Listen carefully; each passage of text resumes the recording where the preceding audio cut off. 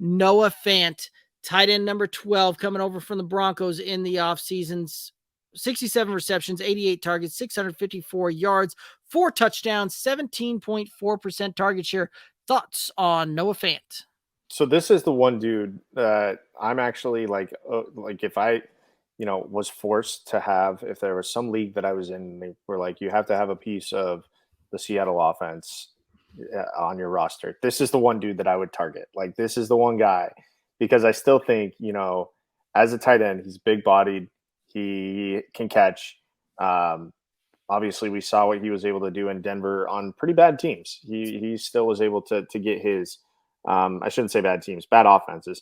And he was the one guy that was still consistent. So for me, like obviously he's not one of the top, in the top tier of tight ends, and he may not even be in that second tier of tight ends given what his quarterback situation is. But with where he's going, 133 overall in the 130s. With where he's going, probably you've already had the tight end runs happen.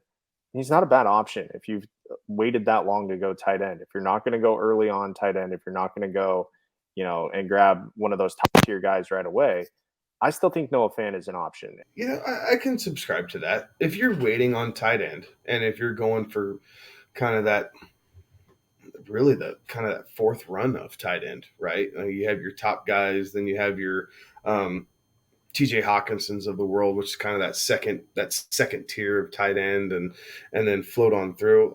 I can subscribe to that. If you're going to be streaming tight ends anyway, no offense, at least the most athletic guy that you can find in that range, maybe kind of in that same gear as Evan Ingram, right? And I think Evan Ingram's actually going later.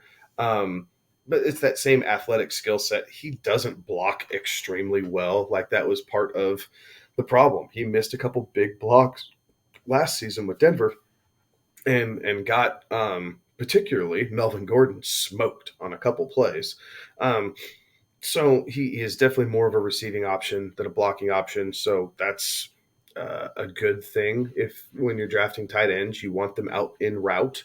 There is at least some natural chemistry with Fant and Drew Lock because they played together in Denver, and I think Gino has enough veteran experience that it'll probably keep him from forcing the ball down the field into bad situations. Right? Noah Fant is kind of that definition of what you've looked for in the past as far as the late tight end type of strategy there.